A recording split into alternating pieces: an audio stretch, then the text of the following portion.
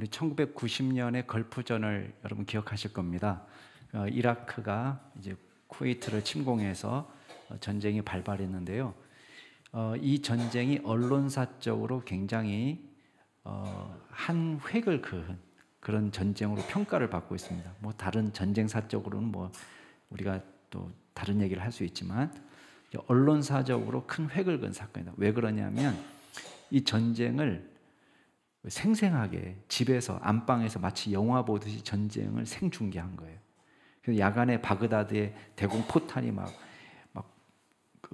번개처럼 그 대공 폭탄이 떨어지는 것을 비처럼 쏟아지는 것을 우리가 집에서 봤단 말이죠. 그리고 미국의 크루즈 미사일에다가 카메라를 설치해 가지고 이제 이 포탄이 목표물을 찾아가지고 파괴하는 장면을 우리가 생생하게 보았습니다. 근데 최근 이제 2월 24일 날에 이제 러시아가 우크라이나를 침공하면서 전쟁이 발발했는데 이거는 또 걸프전하고 또 다른 양상이에요.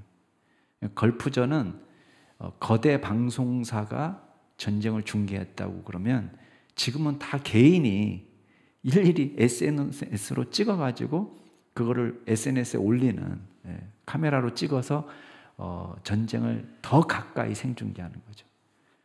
옛날보다 더 가까이 주민들의 목소리가 들어가게 되어 있습니다. 물론 가짜 뉴스도 있지만 또 가짜 뉴스도 금방 밝혀지는 그런 시대를 살고 있습니다. 예를 들면 이제 러시아 푸틴이 1월 18일 날 전쟁을 승인한 기밀 문서가 11,000화에다 공개가 되는 거예요. 1월 18일 날 무슨 일이 있었냐면 미국 그 백악관 대변인이 러시아가 반드시 침공한다 그렇게 얘기하니까요. 그 러시아 외무장관이 야 미국 히스테리 부르지 마라. 우리는 우크라이나 침공할 계획이 없다. 너네가 지금 전쟁을 부추기는 거야. 이렇게 얘기했단 말이에요. 나중에 알고 봤더니 그날 벌써 전쟁 명령이 떨어진 겁니다. 시간이 지나면 진리가 하나 둘씩 다 밝혀지게 되어 있습니다. 물론 우리가 다 아는 건 아니죠. 모든 걸 다 알 수 있는 시대는 아닙니다. 그러나 여전히 알 수 없는 미제 사건들도 많지만 많은 경우 진리는 드러나게 되어 있다라는 거예요. 오늘 말씀도 마찬가지입니다. 예수님께서 우리에게 교훈하시는 것도 진실은 반드시 드러나게 되어 있다. 그렇기 때문에 우리는 형식적인 신앙에서 벗어나서 진실한 믿음을 가져야 된다는 것입니다. 당장은 진심이 가짜 뉴스나 또 선정적인 뉴스를 따라잡을 수 없습니다. 이 가짜 뉴스하고 선정적인 뉴스의 속도는 엄청나죠. 왜냐하면 이건 벌써 깜짝 놀랄 만한 일이거든요. 어떻게 이런 일이 이렇게 되니까 이걸 사람들이 가슴에 품고 있지 못해요. 이게 진짜냐 가짜냐 따질 겨를도 없이 아니 어떻게 막 이렇게 해가지고 막 확 퍼져버립니다. 근데 진실은 천천히 퍼져나가는 거예요. 그래서 나중에 물론 가짜 뉴스가 일파만파 퍼져나가다 하더라도 바로잡을 기회는 오지만 이 세상은 일단 가짜 선정적인 뉴스에 귀를 기울입니다. 조회수가 일단 높아야 되는 거예요. 문제는 기독교인도 여기에 편승할 때가 많다는 것입니다. 사람들의 인정에 목말라 합니다. 그러면서 하나님의 인정을 놓칩니다. 오늘 말씀에도 보면요, 제자들도 비슷한 상황에 지금 처해 있습니다. 여러분 1절 말씀 보시면 지금 바리새인하고 예수님하고 논쟁하는 장면이 지난주까지 나왔잖아요. 그 다음에 사람들이 어떻게 반응하겠어요? 예수님과 바리새인들의 논쟁이 길어지면 길어질수록 사람들이 예수님께 열광하는 사람들이 생겨나는 것입니다. 그래서 1절에 보니까 물이 수만 명이 모여가지고 서로 밟힐 만큼 되었다 그랬습니다. 물론 이 수만이라는 글자를 문자적으로도 해석할 수 있고 이거를 비유적으로 해석하면은 엄청나게 많은 이렇게도 해석을 할 수 있습니다. 이게 문자적으로 수만이든 수천이든 우리가 알 수는 없지만 한 가지 분명한 사실은 예루살렘으로 올라가는 예수님과 제자들 주변으로 사람들이 모여들고 있다는 거예요. 서로 밟힐 만큼 엄청나게 많은 숫자가 지금 모여들고 있습니다. 자, 좋은 현상입니까? 나쁜 현상입니까? 제자들 입장에서 볼 때는 좋은 현상이에요. 왜? 인기가 점점 늘어나는 거니까. 근데 지금 예수님은 여기다가 초를 치는 말씀을 합니다. 조회수에 속지 말라는 거예요. 조회수에 속지 마라. 사람들이 환호에 속지 마라. 정말 주의해야 될 게 뭐냐? 자, 1절 끝에 보면 뭐라고 얘기합니까? 바리새인의 누룩 곧 외식을 주의하라 이렇게 얘기합니다. 여러분 지금 다 좋은데 사람들이 많이 몰려들고 있는데 예수님의 인기는 점점 올라가고 있는데 지금 예수님께서 제자들에게 경고하시는 것은 뭐예요? 바리새인의 누룩을 주의하라는 겁니다. 그럼 바리새인의 누룩은 뭡니까? 외식이라는 거예요. 자, 이 누룩이 성경에 나올 때는요, 긍정적으로도 나오고 부정적으로 나오고 양면성이 있습니다. 근데 긍정적으로 나올 때는 언제냐? 천국 비유에 나올 때 그렇게 얘기합니다. 천국은 마치 가루 서말 속에 너 전부 부풀게 한 누룩과 같다. 어떤 의미겠어요? 누룩은 적고 보잘것없지만 이걸 반죽 속에 넣으면 크게 부풀어 가지고 엄청난 영향력을 끼치는 것이 된다. 이게 천국이다. 천국 시작은 조그매 보여도 이게 파급 효과가 엄청나다. 그래서 반드시 풍성한 열매를 맺게 되어 있다. 이걸 가르치는 거 아니겠어요? 그런데 성경 말씀에는 누룩이 보다 부정적인 의미로 많이 쓰입니다. 그러니까 오늘처럼 쓰이는 거예요. 자, 누룩의 특징은 뭡니까? 이스트. 반죽을 부풀게 하는 거죠. 그러니까 우리식으로 얘기하면 공갈빵. 엄청나게 큰데 나중에 안에 보니까 아무것도 없는. 실제보다 더 부풀러 보이는. 이게 외식이에요. 그래서 바리새인의 누룩을 조심해라. 그게 뭐냐? 외식이라는 거예요. 외식. 자, 외식은 왜 하죠? 겉으로 드러나는 것이 더 예뻐 보이게 하려고. 실제보다 더 예쁘게 보이게 하려고. 우리의 초점을 사람에게 맞출 때, 사람의 환호에 주목할 때 우리는 외식하게 되어 있습니다. 그러니까 우리는 경건하게 보이는 방법을 알고 있어요. 신실하게 보이는 방법을 알고 있습니다. 그래서 교회에서 행동하는 거, 또 집에서 행동하는 게 달라요. 교회 모드가 따로 있고, 집안 모드가 따로 있고, 야외 모드가 따로 있죠. 직장 모드가 따로 있습니다. 그래서 교회에서는 교회에서의 말투가 있고, 직장에서는 직장에서의 말투가 있고, 태도가 있습니다. 근데 더 웃긴 거는 이게 익숙해져 가지고요, 교회 모드하고 가정 모드로 바꿀 때 버퍼링이 일어나지 않는 거예요. 그냥 자기도 모르게 확 바꾸는 거예요. 집사님하고 통화할 때하고 애하고 통화할 때하고 다른 거예요. 완전히 순식간에 이게 바뀌는 거예요. 어느 게 진짜 모습인지 자기도 모를 때가 있어요. 여러분, 근데 예수님께서 뭐라고 얘기합니까? 진실은 반드시 드러나게 되어 있다는 거예요. 2절 말씀, 3절 말씀 한번 보세요. 같이 읽어볼까요? 시작. 감추인 것이 드러나지 않을 것이 없고 숨긴 것이 알려지지 않을 것이 없나니 이러므로 너희가 어두운 데서 말한 모든 것이 광명한 데서 들리고 너희가 골방에서 귀에 대고 말한 것이 지붕 위에서 전파되리라. 예, 같은 내용의 계속 반복이에요. 그죠? 예, 감추인 것은 반드시 드러나게 된다. 미래에는 모든 것이 밝히 드러나고 알려지게 된다는 거예요. 어두운 데는 뭡니까? 어두운 데는 여기 3절에 어두운 데는 가정집의 비밀 장소를 말합니다. 아무도 모르게 서로 둘이 나눈 이야기예요. 근데 이게 공적인 자리에서 마치 선포되는 것처럼 들리게 된다는 거예요.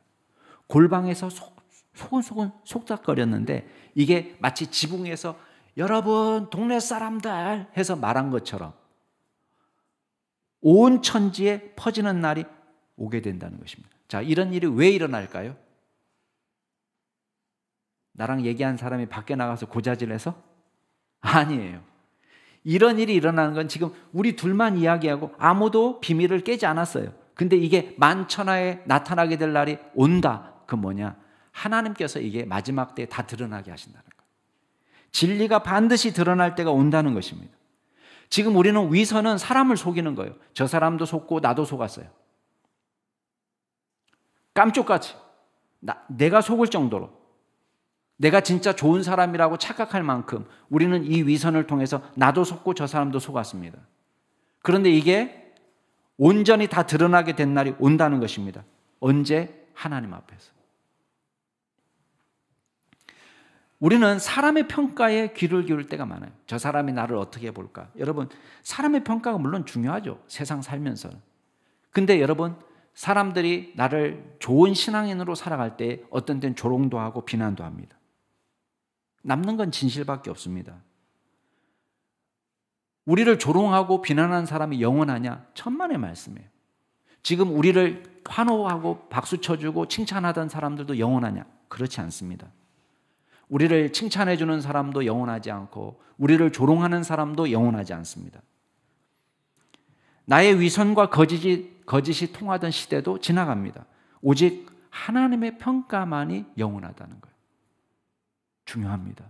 여러분, 우리에게 중요한 것은 그렇기 때문에 위선이 아니라 당장 저 사람 앞에 잘 보이는 것이 아니고 사람의 환호를 듣는 것이 아니라 진짜 신앙이 중요하다는 거예요.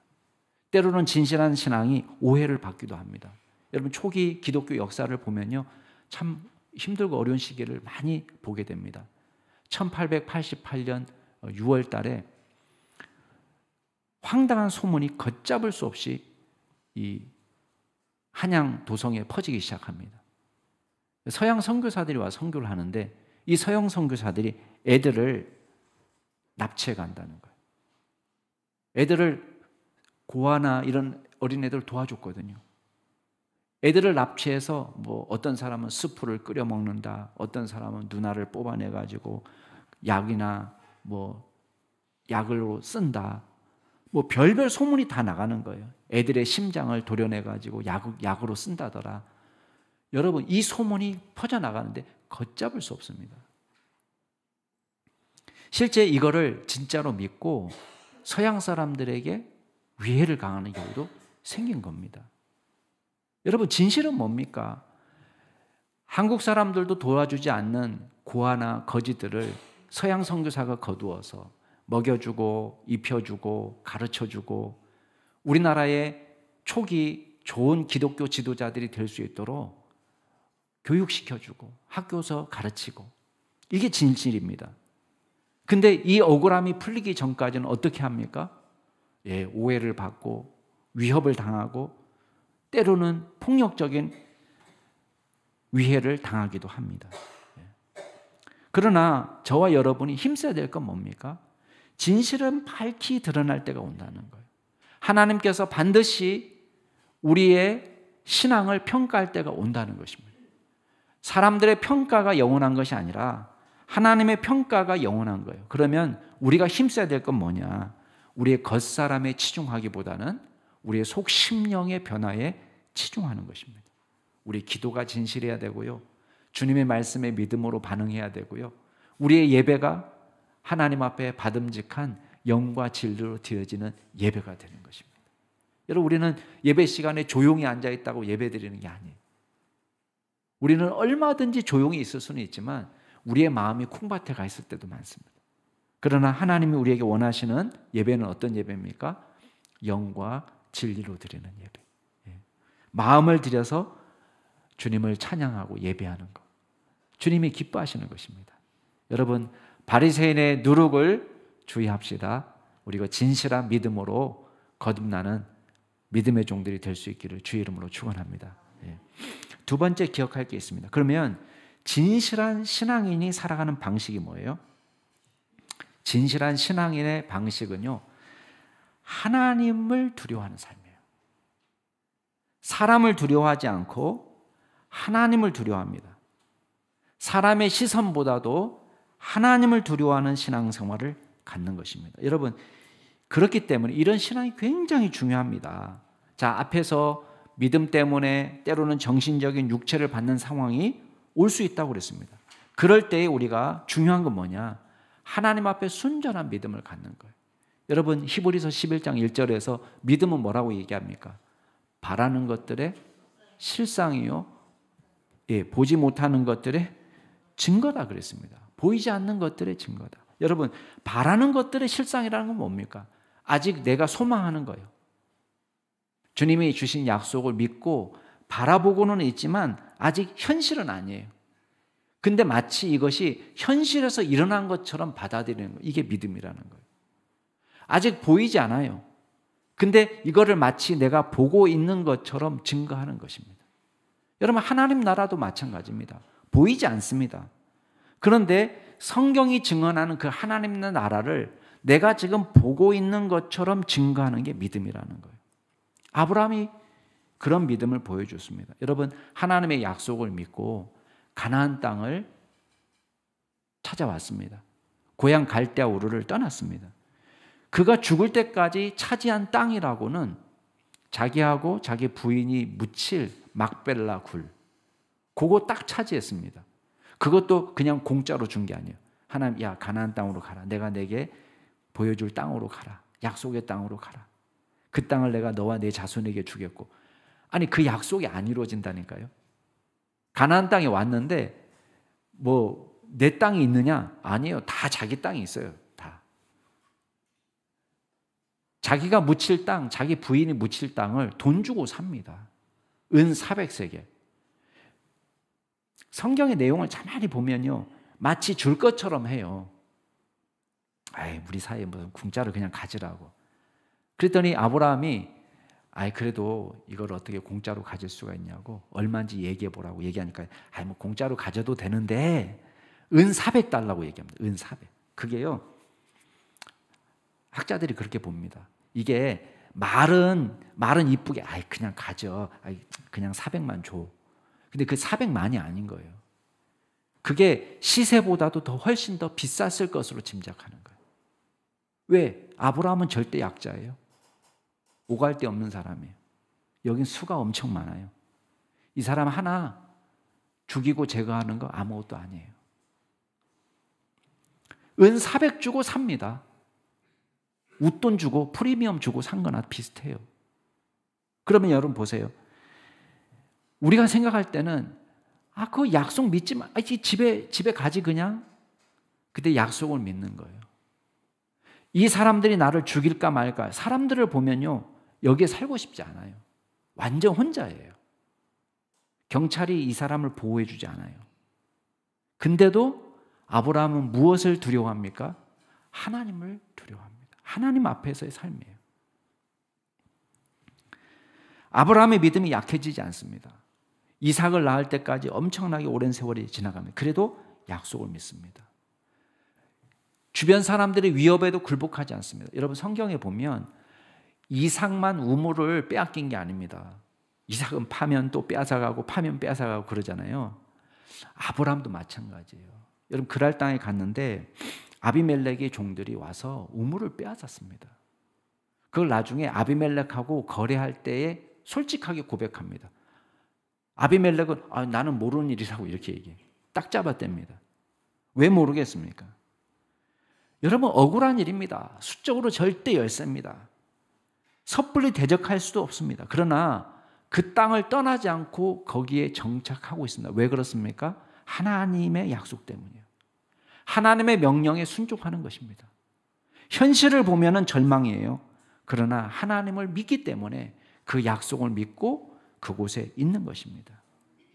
어떻게 이걸 이루실 겁니까? 아브라함 마음에 어떻게라는 말이 여러 번 나왔을 거예요. 여러분, 어떻게는요, 중요하지 않아요. 그건 하나님의 소관이고 하나님의 방법이에요. 내가 생각할 때 어떻게 하면 답이 안 나와요. 근데 하나님의 방법은 이 어떻게 하나님 철저하게 개입하시는 부분이 어떻게 해요. 예수님이 엄청난 위로의 말씀을 주십니다. 4절 같이 한번 읽어볼까요? 4절 시작. 내가 내 친구 너희에게 말하노니 몸을 죽이고 그 후에는 능히 더 못하는 자들 두려워하지 말라. 눈치채셨습니까? 예수님이요, 제자들을 친구라고 부르고 있습니다. 내 친구 너희에게 말한다. 어떻게 친구할 수 있습니까? 엄연한 질적 차이가 있는데, 그죠? 예수님은 창조주시고 우리는 피조물이고, 예수님은 영원하시고 우리는 유한하고, 예수님은 흠도 점도 없으신 분이지만 우리는 죄로 그냥 떡칠이 되어 있는 사람들이고, 어떻게 우리가 예수님과 친구할 수 있습니까? 친구 먹을 수 없죠. 근데 예수님은 야, 너 나랑 친구 먹자 이렇게 얘기하시는 거예요. 그러면 친구는 어떤 관계입니까? 그리스 로마 사회에서 친구라는 것은 모든 좋은 것을 공유하는 사이입니다. 그게 친구 사이입니다. 그러니까 내 친구다 그 말은 뭐겠어요? 야, 내게 있는 모든 좋은 것이 네 거야 라는 말이에요. 러시아하고 우크라이나하고 전쟁이 일어나니까요, 누가 친구였는지가 나타나죠. 그죠? 예. 야, 거기 하지 마라. 내가 도와줄게. 그 친구였나요? 아니에요. 한 대 때리고 너 내 말 들어 하는 거랑 똑같은 거죠. 진짜 친구 아니었죠. 근데 전쟁이 나고 어려움이 생기니까 어떤 일이 벌어졌습니까? 예, 진짜 친구가 누군지 아는 거예요. 이 사람이 어려울 때 같이 어려움을 각오하고 전 세계에서 이 사람, 이 나라에 구호 물자가 친구로 자처하는 사람들이 도와준다고 보내고 있는 것입니다. 예수님의 좋은 것을 우리가 공유하는 거예요. 그렇기 때문에 두려워하지 말라라고 얘기합니다. 두려워하지 말라. 누구를? 여기 보니까 몸을 죽이고 그 후에는 능히 어떻게 못하는 자들을 두려워하지 말라. 자, 사람이 끼칠 수 있는 가장 큰 피해가 뭔가요? 죽이는 거. 그게 가장 큰 피해죠. 그죠? 예, 사람이 끼칠 수 있는 가장 큰 피해예요. 근데 죽이는 것에서 그치는 거예요. 진짜 자아는 죽음으로 없어지지 않습니다. 진짜 몸은 신령한 몸이고 부활의 몸입니다. 우리를 만드신 분이 하나님이세요. 하나님 외에 다른 어떤 누구도 우리의 존재를 없앨 수 없습니다. 만약에 우리의 존재를 없앨 수 있다면 하나님보다 더 큰 존재겠죠. 여러분, 마귀가 그렇게 할 수 있습니까? 아닙니다. 천만의 말씀이에요. 마귀는 파괴적인 능력은 갖고 있습니다. 그러나 어디까지냐? 기껏해야 우리를 죽이는 데까지. 더 이상 못합니다. 우리의 전 존재 위에를 가할 수는 없습니다. 사망이나 생명이나 천사들이나 권세들이나 현재일이나 장래일이나 능력이나 높음이나 기쁨이나 다른 어떤 피조물도 우리를 우리 주 그리스도 예수 안에 있는 하나님의 사랑에서 끊을 수 없다. 끊을 수 없다. 어떻게 못한다는 거예요. 고작 해야 죽이는 정도라는 거예요. 두려워하지 말라는 거예요. 근데 또 두려워하라고 얘기합니다. 뭘 두려워하라? 5절 같이 한번 읽어보겠습니다. 시작. 마땅히 두려워할 자를 내가 너에게 보이리니 곧 죽인 후에 또한 지옥에 던져넣는 권세 있는 그를 두려워하라. 내가 참으로 너에게 이르노니 그를 두려워하라. 두려워하라란 말을 반복해서 설명합니다. 그를 두려워하라. 누구? 우리를 죽일 뿐만 아니라 지옥에 멸할 수 있는, 심판하실 수 있는 그분을 두려워하라는 거예요. 여러분, 죽음은 가장 확실한 만인의 운명입니다. 죽음을 막을 수 있는 사람 있나요? 돈을 아무리 들여서라도. 요새 항노화 사업이 인기가 있죠. 엔티노이징, 엔티에이징. 여러분, 항노화 산업이 아무리 인기를 끈다 하더라도 아직까지는요, 조금 피부를 더 오래 탄력 있게, 10%, 세포를 더 신선하게 이렇게 할 수 있는 기술이 계속 개발된다고 그래요. 앞으로. 돈을 많이 주면 오래 사는 것도 가능하다고 예상을 하고 있습니다. 어느 정도인지 모르죠. 막 어떤 사람은 500살까지도 된다 막 이렇게 얘기하고 있는데 모르겠습니다. 근데 중요한 건 뭡니까? 아직까지도 자, 뭐 500을 살든 1000살을 살든 뭐 상관은 없지만 죽음은 만민의 공동 운명이에요. 어떻게 할 수가 없습니다. 그런데 자, 죽음은 우리가 맞이할 수 있지만 하나님은 어떤 분이에요? 하나님은 지옥의 심판을 내릴 수 있는 분. 어떤 사람도 아무리 파괴적인 마귀도 할 수 없는 거예요. 그러면 우리는 누구를 두려워해야 되느냐? 하나님을 경외하는 삶을 살아야 된다는 거예요. 우리가 두려워하는 게 뭡니까? 사람들의 여론입니까? 친구의 평가입니까? 일가 친척의 평가입니까? 아니에요. 우리를 최종적으로 평가하시는 분은 하나님이십니다. 진짜 복의 근원이 어디에 있습니까? 하나님께 있습니다. 그런데 사람들은 자꾸만 엄한 데서 복의 근원을 찾으려고 해요.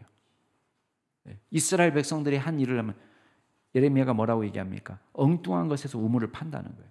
생수의 근원이신 하나님을 묻어버리고 엉뚱한 곳에서 웅덩이를 파는데 물을 얻으려고 터진 웅덩이, 물을 가둬 놓을 수 없는 웅덩이, 쓸데없는 웅덩이, 그걸 계속 파고 있다는 것입니다. 여러분, 우리를 진짜 보호하시고 구원하실 분은 누구십니까? 하나님이세요. 그 하나님 믿으라는 것입니다. 하나님을 우리가 떠올릴 때에 하나님의 인도와 보호, 구원을 생각해야 됩니다. 여기 6절 말씀 한번 보세요. 거기 보면 참새 5마리가 두 아사리온에 팔리고,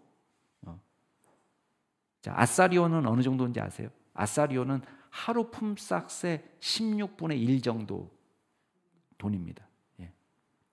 16분의 1. 근데 여기 지금 참새 5마리를 두 아사리온에 산다고 그러면 하루 일해가지고 참새 몇 마리 살 수 있냐면 40마리 살 수 있어요. 40마리. 근데 하나님 앞에서는 그 하나도 잊어버리지 않는다. 참새가 아무리 하찮아도. 우리식으로 얘기하면 그거예요. 여기 밖에 붕어빵 파는데요. 붕어빵 1,000원에 몇 개예요? 붕어빵 안 드셔보셨구나. 밖에 나가서 사시면 1,000원에 2개 줘요. 2,000원에는 얼마예요? 5개 줘요. 지금 누가복음이 그 얘기하는 거예요. 참새, 자, 2아사리온에 5마리라는 거예요. 마태복음에 뭐라고 나오는지 아세요? 1아사리온에 2마리라는 거예요. 1아사리온에 2마리인데 2아사리온에 5마리? 그럼 한 마리는 뭐예요? 덤으로 주는 거예요. 끼워 파는 거. 한 마리. 여러분 보세요.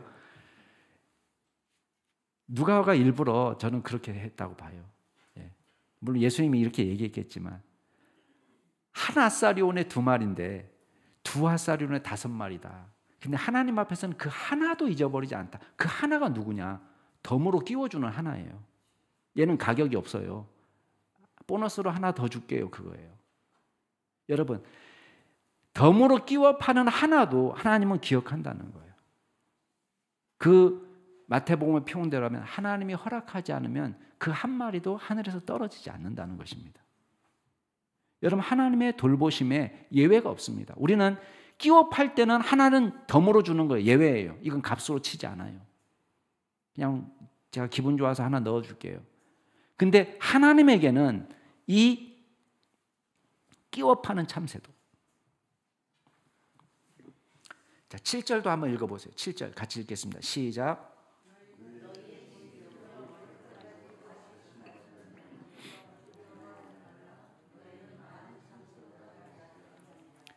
우리의 머리털까지 샌다는 거예요. 자, 여러분이 제일 우주에서 제일 좋아하는 그 사람 한번 떠올려 보세요. 누구예요? 엄마예요? 아빠입니까? 아니면 여러분과 같이 사는 배우자입니까? 아니면 여러분 자녀입니까? 누굽니까?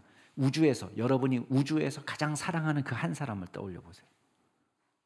자, 그 사람 머리카락 숫자 혹시 아시는 분 계십니까? 우리 아무리 사랑해도 몰라요. 이제 1965년도에 구유고슬라비아, 지금은 뭐 유고슬라비아가 막 나눠졌잖아요. 옛날 유고슬라비아에 어떤 사람이 자기 친구 머리카락을 셌다고 주장한 사람이 있어요. 1965년도에. 이 사람이 센 머리카락 숫자는 얼마냐?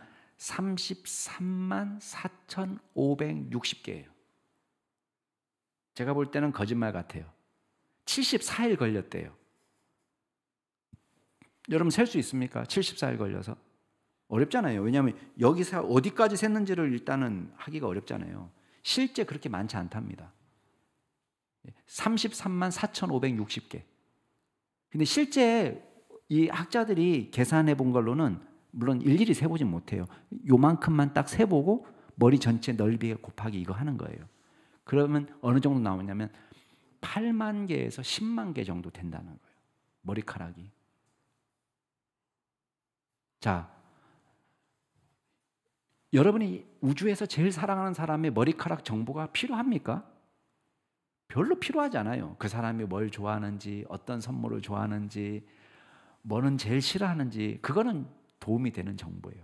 근데 머리카락 숫자까지 알 필요는 없어요. 이게 사소한 정보예요.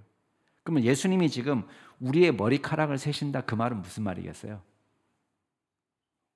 아주 사소한 정보, 우리를 사랑하지만 하나님 저 머리카락 숫자까지는 필요 없잖아요. 근데 머리카락 숫자까지 아신다는 것은 우리를 너무너무 사랑하시기 때문에 우리에 대해서 모르는 정보, 이건 고급 정보도 아닙니다. 아주 사소한 정보예요. 근데 우리에 대해서 모르는 게 없을 정도로 확 다 알고 계신다. 그 말은 우리에 대해서 우리의 인생을 책임져 주시고 보호하시고 구원하시고 하나님 우리를 지켜주시고 두려워할 필요가 없다. 사람을. 누구를 두려워하라? 하나님을 두려워하라. 그러면 마지막으로 우리가 볼 게 있어요. 하나님을 두려워하는 사람의 삶의 원칙이 뭐냐는 거예요. 여러분, 하나님을 두려워하는 사람의 삶의 원칙은 성령님의 인도하심에 순종하는 것입니다. 성령님이 우리 안에서 하시는 가장 중요한 사명이 뭘까요? 사역이 뭘까요? 자, 성령님이 오셨어요. 성령님이 우리 가운데 오셔서 하시는 가장 중요한 사역이 뭐예요? 우리를 진리 가운데로 인도하는 거예요. 그렇죠? 성령이 오시면, 보혜사 성령이 너에게 오시면 우리를 진리로 인도한다고 그랬습니다. 그래서 우리가 성령님의 여러 별명이 있지만, 물론 거룩한 영, 성령도 중요한 이름이 되지만 진리의 영이에요. 진리의 영. 반대로 마귀는 거짓의 아비예요. 거짓말장이. 성령님은 진리의 영이에요. 그러면 우리에게 오셔서 가장 중요한 사역은 뭐냐? 예수 그리스도를 온전히 주로 고백하게 하고 하나님을 온전히 믿게 만들고, 이게 진리의 영이 하시는 가장 중요한 사역입니다. 자, 8절부터 한번 보세요. 또한 너에게 말하노니 누구든지 사람 앞에서 나를 시인하면 인자도 하나님의 사자들 앞에서 그를 시인할 것이고, 사람 앞에서 나를 부인하는 자는 하나님의 사자들 앞에서 부인을 당하리라. 자, 시인하다, 부인하다 다 법정에서 사용하는 전문 용어인데요. 사람 앞에서라는 말은 뭐겠어요? 막 사람들이 많이 모인 장소 이런 걸 말하겠습니까? 아니에요. 지금 재판장을 말하는 거예요. 재판석. 재판을 받는 사람들이 다 모여 있는 재판을 받을 때에 예수님을 인정하는 거예요. 하나님 앞에서도 마찬가지. 여기 하나님의 사자들 앞에서는 천사들이 우글우글거리는 데서라는 문자적 의미보다는 하나님의 보좌예요. 마태복음에는 하늘에 계신 내 아버지 앞에서 이렇게 되어 있습니다. 그럼 뭐겠어요? 하나님의 재판석 앞에서. 그러니까 지금 권위자들 앞에서 너 예수 믿을래 안 믿을래? 믿지 마라. 이렇게 위협을 당하는 상황이에요. 베드로와 요한이 공회 앞에서 위협을 당한 것과 똑같은 상황입니다. 그때 우리는 어떤 유혹에 빠지냐? 저 사람이 나를 죽일 수도 있고 살릴 수도 있는 권한이 있기 때문에 나 안 믿을게요 말하고 싶은 유혹을 받는다는 거예요. 또 꼭 죽인다 살린다 하지 않아도 다른 사람들 앞에서 창피하기도 하고, 때로는 사람들이 눈치 때문에 또 내가 불이익을 당할까 싶어서 예수를 믿는다는 것을 숨기거나 소극적으로 부인할 수 있다는 것입니다. 그때는 하나님께서 하나님의 사자들 앞에서 그를 부인한다는 거예요. 소원대로 된 거죠. 나 예수님의 나라에 들어가지 않기를 원합니다. 나 예수님이 아는 사람 아닙니다 라고 말한다면, 하나님의 가족의 일원이 되기를 포기한다면 너 소원대로 해줄게. 하늘에서도 이름 빼준다는 거예요. 좋은 말입니까? 나쁜 말이에요. 여러분들은 아마 이렇게 생각할 겁니다. 목사님 요새 세상에 누가 공개적으로 예수님을 믿는지 안 믿는지 확인하고 부인하고 뭐 이런 상황이 잘 일어나지 않습니다. 여러분, 요새는요, 너 죽인다 살린다 이렇게는 하지 않지만 세분해서 우리에게 보다 믿음을 결단해야 될 때가 찾아옵니다. 많은 사람들 앞에서 성경이 어떤 책인지를 내가 고백해야 될 때가 옵니다. 내가 성경을 어떻게 믿느냐에 따라서 내가 일상에서 어떻게 결정을 내려야 될지, 정말 성경에 나오는 기적은 일어난 사실인가? 예수님은 기적을 행하신 분이신가? 예수님이 정말 우리의 생명의 구원자가 되시는가? 여러분, 주일마다 교회에 다니지만 말씀대로 믿지 않는 사람들도 덜어 있습니다. 여러분, 기독교가 뭡니까? 기독교라는 것은 그리스도가 우리의 유일한 구세주라는 사실을 믿는 사람들의 모임입니다. 성경이 유일한 우리의 믿음과 삶의 법칙이라는 것을 믿는 사람들이 모여 있는 것이 교회입니다. 근데 교회 다니는데 나 성경 이거 못 믿는다. 나 예수님을 못 믿는다. 그러니까 엄밀한 의미에서 이 사람은 크리스천은 아니죠. 교회는 친목단체가 아닙니다. 봉사단체가 아닙니다. 자선단체가 아닙니다. 교회는 신앙 공동체인 거예요. 신앙이 같은 사람들이 모여 있는 것입니다. 자발적인 공동체입니다. 어떻게 이걸 강제적으로 끄집어내서 이룰 수 있는 공동체가 아닙니다. 10절 말씀에 누구든지 말로 인자를 거역하면 사하심을 받지만 성령을 모독하는 자는 사하심을 받지 못한다. 자, 하나님을 두려워하는 사람들의 특징은 성령님의 인도하심을 받는다고 그랬습니다. 목사님, 예수님을 거부해도 용서함을 받는데 성령을 모독하는 사람은 사하심을 받지 못한다? 그럼 예수님 모독해도 되는 겁니까? 예수님을 거부해도 되는 겁니까? 이렇게 질문하시는 분이 있어요. 근데 그 말을 하는 것이 아닙니다. 여기서 말하는 것은 베드로의 예를 생각하면 됩니다. 자, 베드로가 너도 갈릴리 사람이다. 나사렛 예수와 너 한패다. 이렇게 물었을 때 순간 부인했어요. 예수님을.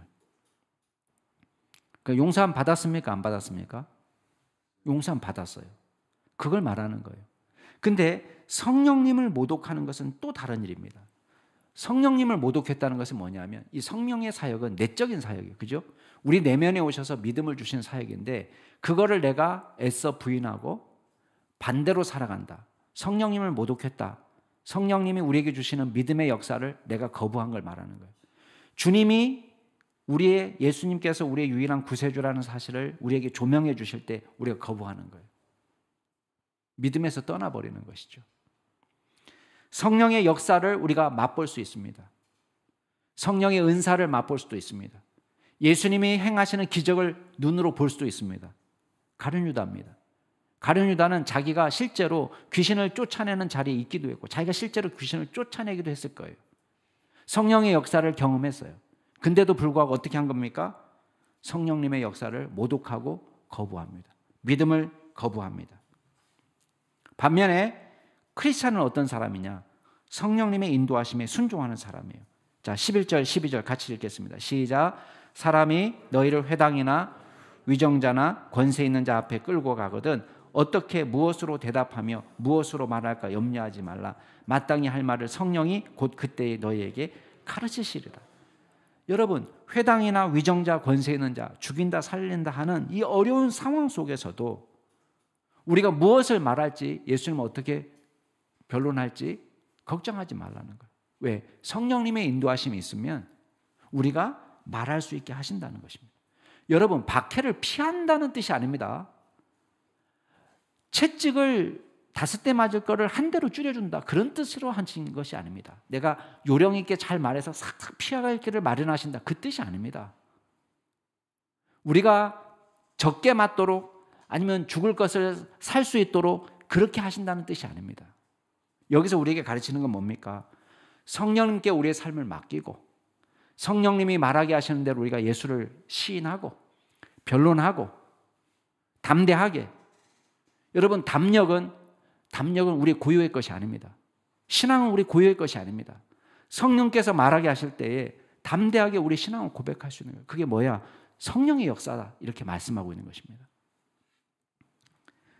매끄러운 말로 사람들을 바꾸려고 하지 말고 논리로 사람들을 설득시키는 것이 아니라 말씀을 말씀 그대로 성령님만 의지하면서 믿음으로 살도록 저와 여러분에게 권면하는 것입니다. 하나님의 인도하심을 따라서, 성령의 인도하심을 따라서.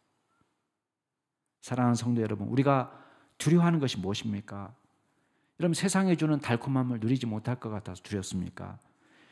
믿음대로 살면 성공하지 못할까 봐 두렵습니까?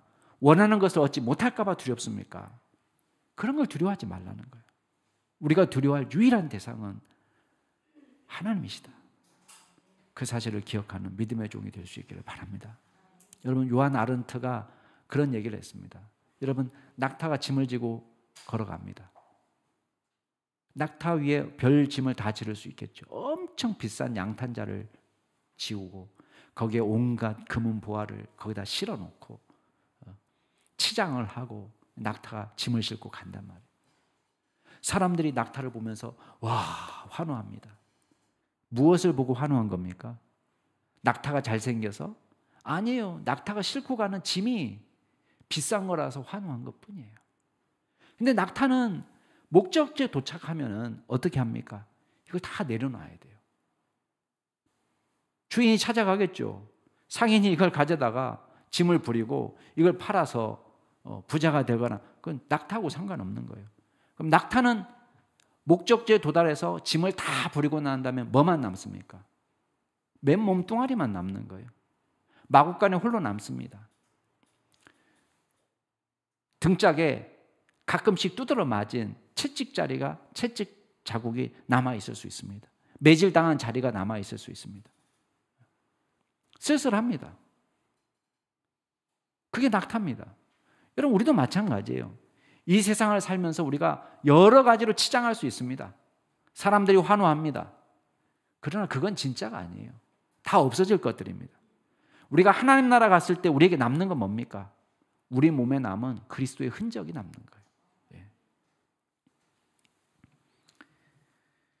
세상을 두려워하지 않고 하나님을 두려워하는 믿음의 종들이 될 수 있기를 바랍니다. 세상이 우리를 버릴까 봐 두려워하지 말고 우리가 의미 없는 이 세상을 버리고 하나님을 주목하는 믿음의 법을 배울 수 있는 저와 여러분이 될 수 있기를 주의 이름으로 축원합니다. 이 시간 같이 한번 기도하겠습니다. 우리 함께 기도하실 때에 우리 한번 생각해 보시기 바랍니다.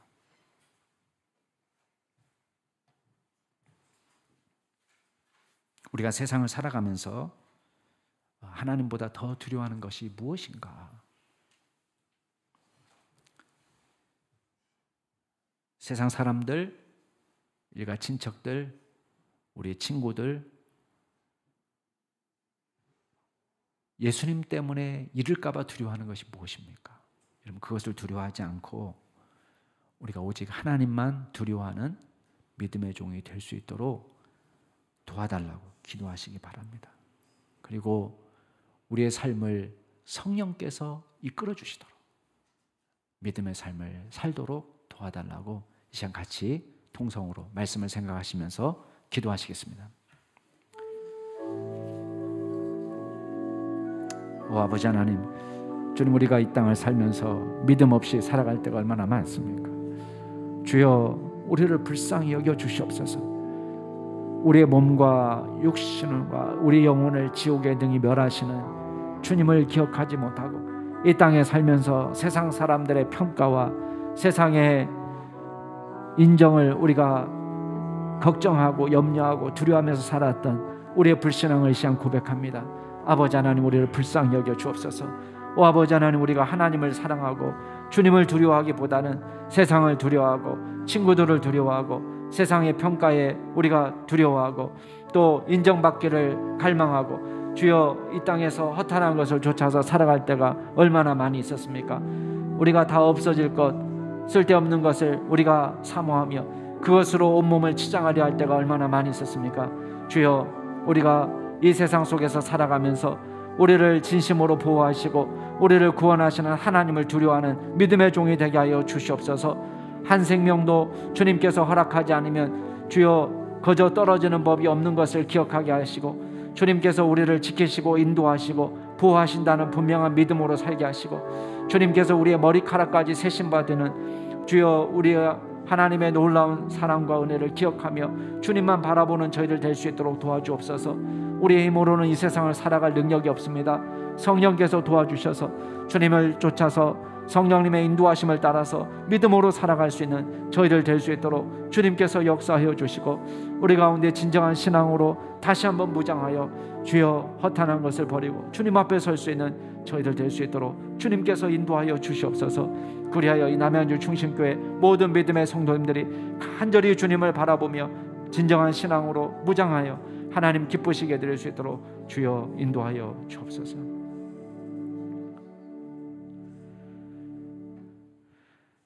주님께 온전한 신앙으로 나아갈 수 있도록 도와주시고, 우리가 진짜 두려워해야 될 분이 누구신지를 기억하고, 이 세상을 두려워하거나 사람의 평가를 두려워하는 것이 아니라 오직 하나님만 두려워하는 믿음의 종으로 살 수 있도록 도와주시옵소서. 감사드리며 예수 그리스도의 이름으로 기도드리옵나이다. 아멘.